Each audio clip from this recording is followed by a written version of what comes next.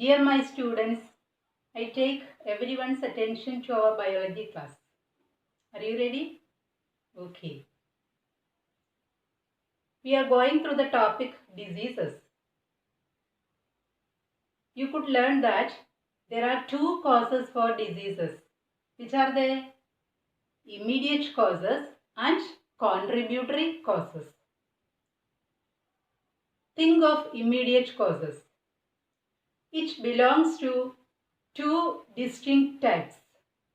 One is by infectious agents, means microbes, such as virus, bacteria, protozoa, and some multicellular small organisms. Diseases where microbes are the immediate causes are infectious diseases. Infectious diseases. These diseases are also called spreading diseases because these infectious diseases spread from person to person. So what are infectious diseases? The diseases where microbes are the immediate causes are infectious diseases. Then there are non-infectious diseases also. Non-infectious diseases will not spread from person to person. It means they do not spread by infectious agents. Their reasons vary. They may be by genetic abnormalities. They may be due to high blood pressure in the body, or they may be due to different levels of sugar in blood. So there are infectious diseases and non-infectious diseases. In the living world, there are organisms with wide variety of groups. You know that. Organisms that can cause diseases are found in a wide range of such categories.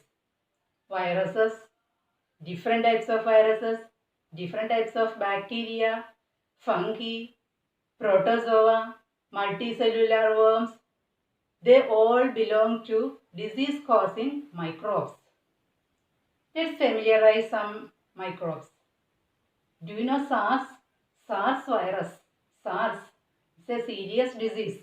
It affects our SARS virus affect our respiratory system. SARS virus.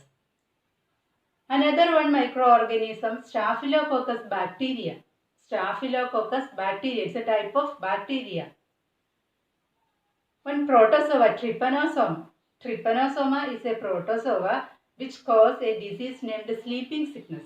Sleeping sickness which affects our nervous system. Leishmania. It's also a protozoa which causes Kala-Azar. Kala-Azar is a disease which affects our liver.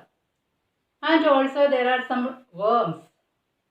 In our intestine, there will be one worm parasite which is causing intestinal infections, roundworms.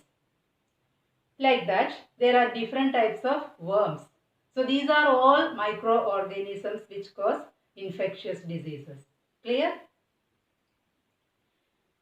So now you understood different diseases are caused by different organisms. There are different types of diseases and these diseases are caused by different types of microbes. Can you give some examples for viral diseases? Some viral diseases. Common cold. Common cold. It's a common viral disease. Common cold. Polio is a viral disease. Dengue fever is another viral disease. AIDS, another viral disease. So there are many viral diseases. Bacteria. Can you name some bacterial diseases? Yes.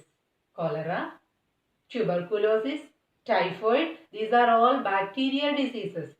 And there are different types of fungi. And these fungi cause diseases on our skin. Skin infections. Mainly they cause skin infections. There are different types of protozoa. They may cause malaria. Malarial parasite is a protozoa. And just now we could see that trypanosome is a protozoa. Leishmania is another protozoa. And there are many worms, different types of worms which cause different types of diseases.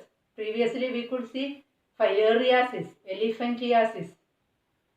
Okay, elephantiasis or filariasis.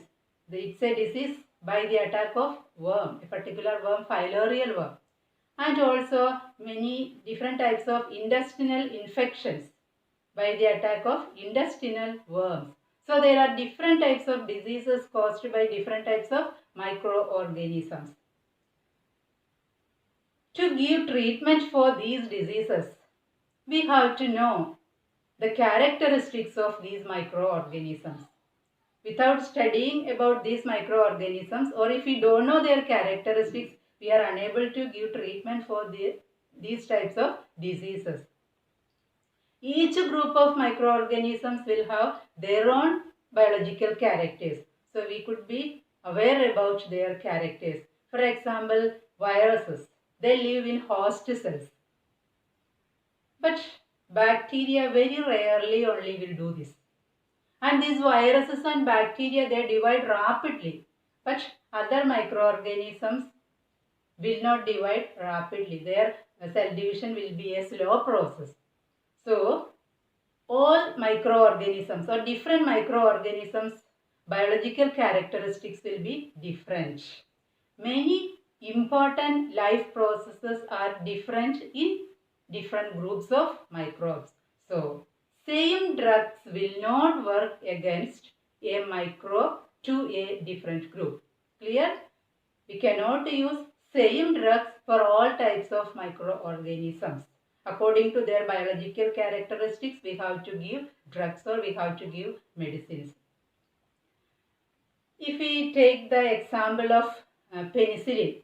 Penicillin is an antibiotic. Antibiotics are the medicines which we give for the treatment of bacterial diseases.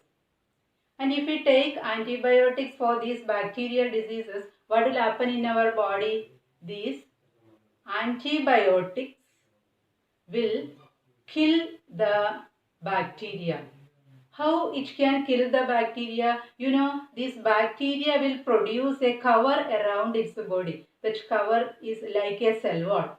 To protect themselves, this bacteria are producing a cover around its body. Then when we take antibiotics, like penicillin, there are different types of antibiotics. So when we take antibiotics, what will happen? These antibiotics will prevent the formation of cell wall around its body, so that the bacteria will be unable to live in the body and it will be dying. Okay. So against bacterial diseases, we are using antibiotics. Many antibiotics work against many types of bacteria rather than one. Antibiotics do not work against virus because they do not use the same pathways. Their biological characteristics will be different from the biological characteristics of bacteria. So, antibiotics do not work against virus. Okay, common cold. Can we take antibiotics against common cold? No, never. Common cold will not be cured by taking antibiotics. But sometimes along with the common cold, we may have bacterial diseases also. So if we take antibiotics for common cold, these bacterial diseases will be cured. It will not cure the viral common cold. Okay. So for bacterial diseases only, we have to use antibiotics.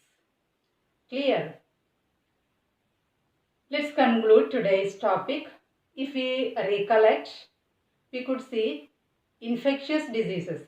Different types of infectious diseases, their causes and treatment. You could learn these 3 points from today's class. Infectious diseases, their causes and treatment.